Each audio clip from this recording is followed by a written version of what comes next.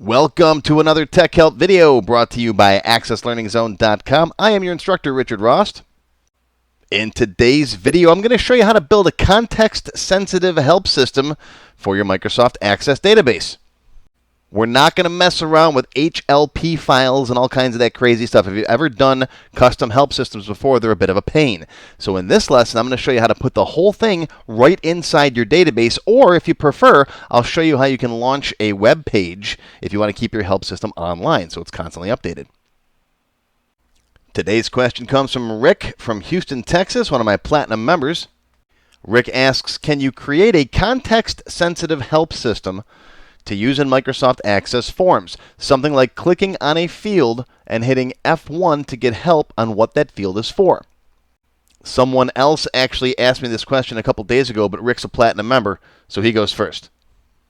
Yes, Rick, it definitely is possible. You can create F1 context-sensitive help in Microsoft Access, but there are some better alternatives that I like, and I'm going to show you a couple different things that you might like better than the F1. But I will show the F1 alternative in the extended cut, which you're a Platinum member, so you get access. But I think that there's a better way. Let me show you some other stuff. Okay, here I am in my Tech Help free template. This is a free download from my website if you want to grab it. I'll put a link down below. Now, if you hit F1 pretty much at any point in Access, you'll get this help system up.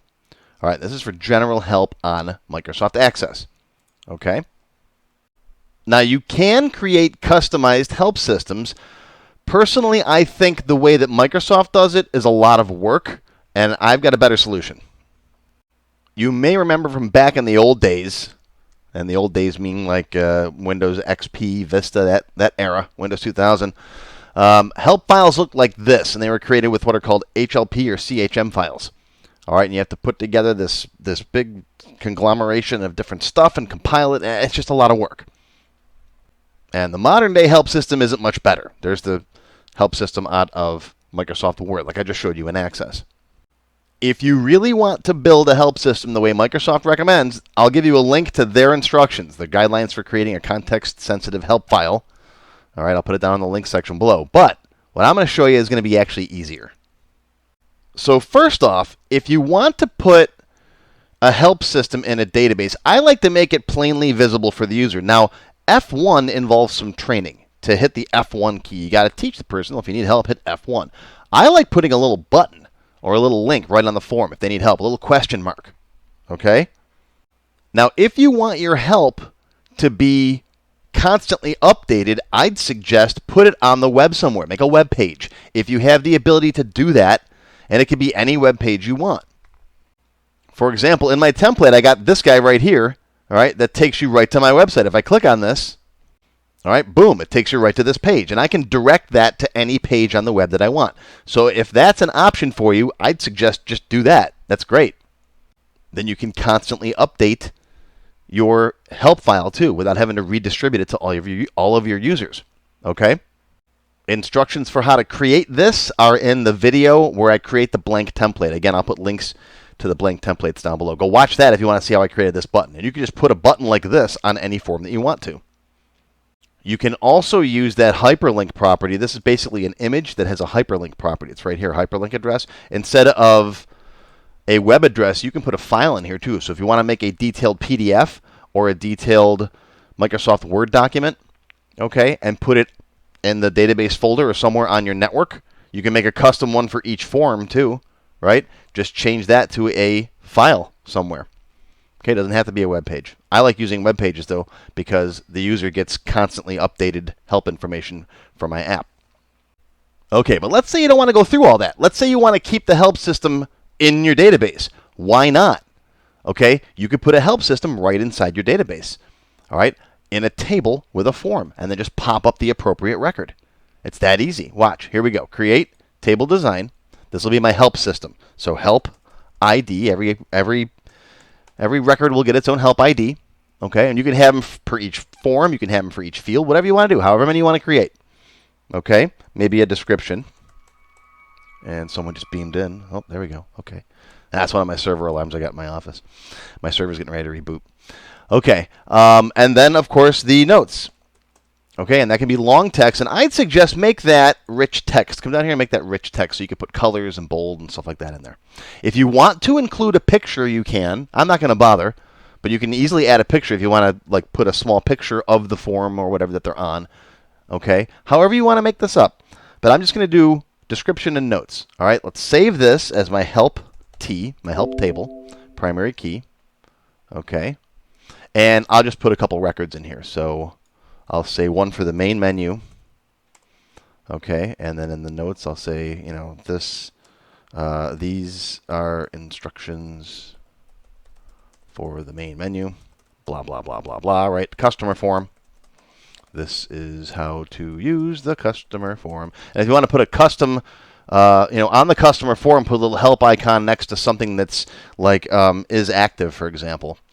This field means that the user is on our mailing list. So maybe they don't know what is active means. Okay.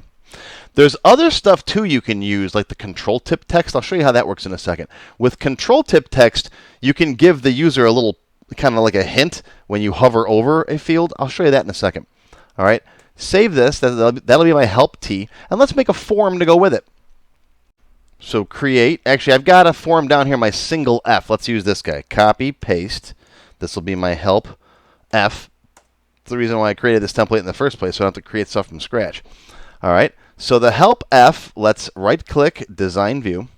This will be my help form. So let's come up here, and let's go to the record source property, and we'll make that the help T. So now this form is bound to the help T.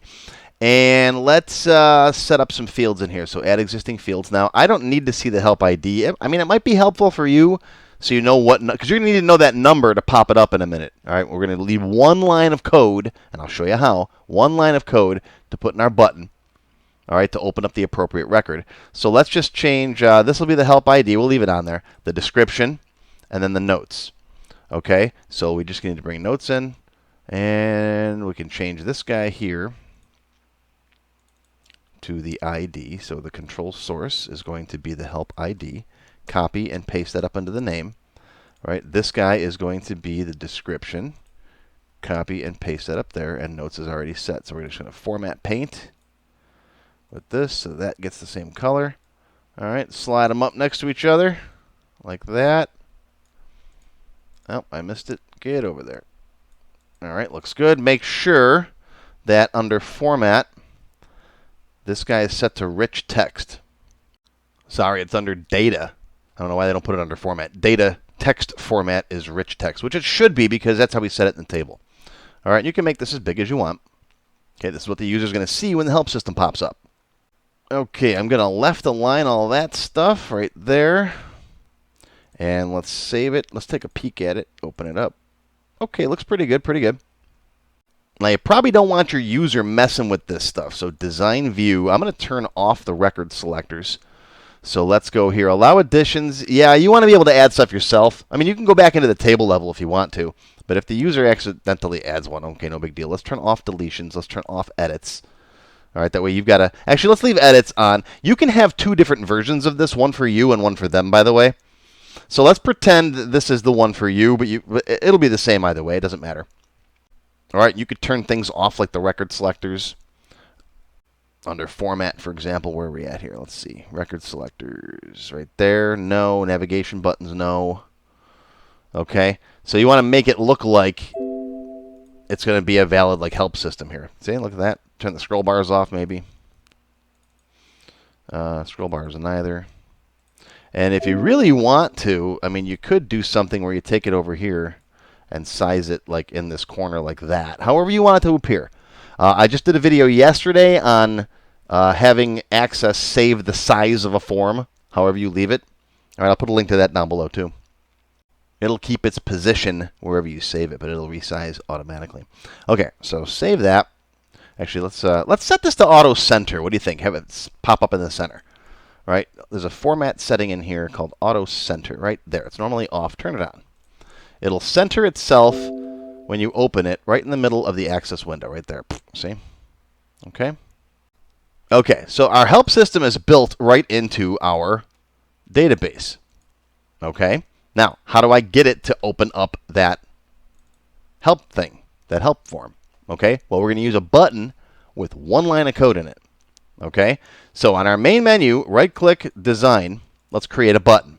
So let's go here to this button guy, the command button wizard, right? Drop it there. All right? Cancel the wizard.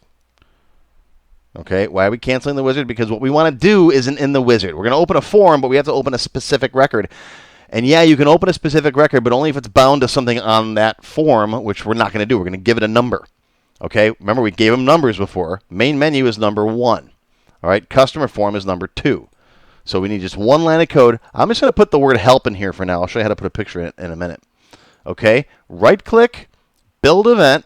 You might get asked what builder you want. Pick the code builder. Okay, and yeah, I forgot the name, and it's 11, command 11. Let's just do this again here. Come back in here. Alex is going to yell at me if I don't fix this. All right, so let's give it a number. Let's call this help button, help BTN. All right, let's try that again. Right-click, build event. Okay, now I'm in the help button, click. If you're asked what builder you want, pick code builder. If you've never done any VBA before, go watch my intro to VBA video. It's free, and it'll teach you what this is all about. Okay, if you've never done this before. So go watch that, pause this, come back. Okay? Okay, now in here, all we need is one line of code to open up the right form. Okay? Do command.open form, help F, comma, comma, comma. I don't care about those first few options, those parameters. I do care about the where condition, where help ID equals, and then some number. We don't even need to put this in here this way as a field. I'm so used to doing it that way. We can just simply put inside the quotes, help ID equals 1. Usually, if you want to have it like a field on the form, you do it like this, you know, okay, or customer ID or whatever it is. I'm so used to doing it that way. 99% of the time, that's what you do. But this way, we're literally just sending it the number 1. Okay, save it. Okay, now on my main menu, here I am. I want help. I click the help button. Boom. There's help for the main menu. See how easy that is?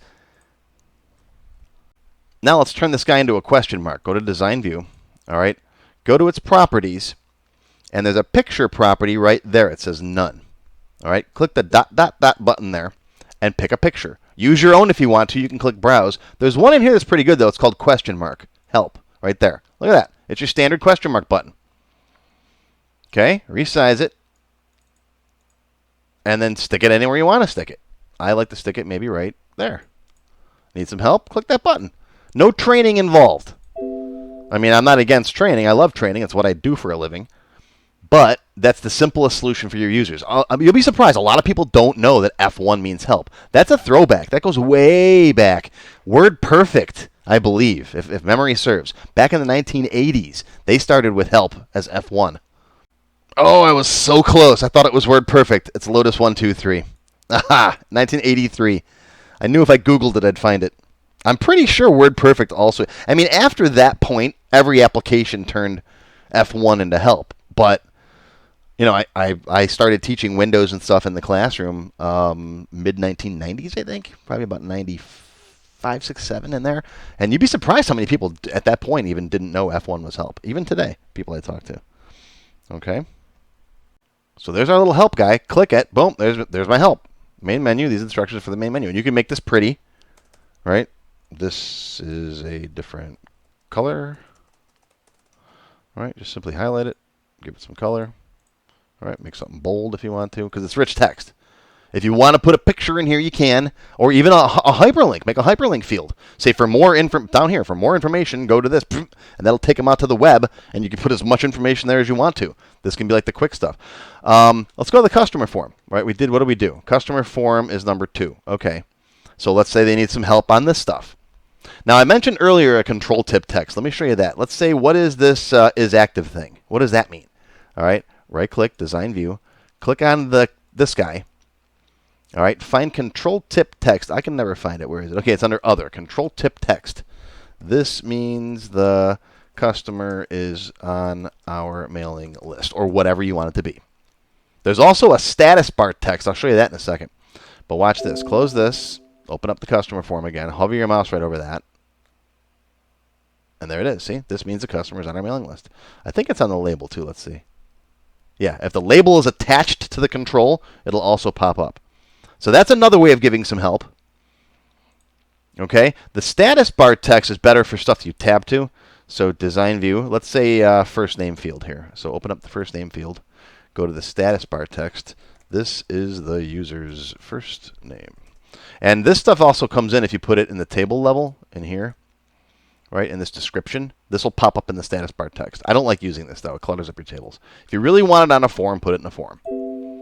Okay, open that up. And as you can see right down here, this is the user's first name. That's the status bar text. Okay, but what about our help button? Let's go grab it. Design view. Grab this guy. Copy. Come over here. Design view. And paste. Boop. There it is. Stick it wherever you think the user will find it, like right. I like to keep them all kind of in the same spot, like from form to form. Okay, so that they know in the upper right corner there's a help button. If you want to make this for each field, there's a field that's crazy like we did before. What do we do? I think is active we put in the help table, but that's, yeah, I mean, you could stick it next to it here if you want to. All right. If you want to put it next to a field, like they don't know what this field is, you could do this and then make a custom button just for that. All right, copy, paste. Like do that. All right, right click, build event, same thing. Do command dot open form help f comma comma comma help ID equals 2. Right, and I'm going to copy this. Okay, yeah, I didn't name the button. I'm sorry, Alex. Sorry. This thing here, right click, build event. All right, and then that'll be help ID equals 3. See, I think this is so much easier and better than doing what Microsoft recommends with those HLP files. My personal opinion, but that's what you're watching my video for, is to get my opinion, right? Click, boom. This is how to use the customer form. I made it for is active, yeah, I know. Click, boom. This is for mailing list. Well, let's change it. Email, make sure you get the customer's real email address and not a fake one. I don't know, whatever. Okay. Boop. There you go. And of course, yes, you can make yourself your own editor for this. All right, or you can lock, all the fields and stuff so they can't make changes. You can pretty this up. I've done a million other videos on how to pretty up your forms and how to lock the different fields you don't want the users editing, blah, blah, blah, all that stuff. I'm just showing you the help system stuff in this lesson. I got tons of other videos on the aesthetics of building forms. So there you go. That's my recommendation for making a help system in Access. Put it right in Access if you want. If you want this to be distributed with the database, if you don't want to go online, because you can go online with these guys too. Just instead of little buttons here, make those images, okay? Or you can actually launch a web page from in the button too. Here, let me show you.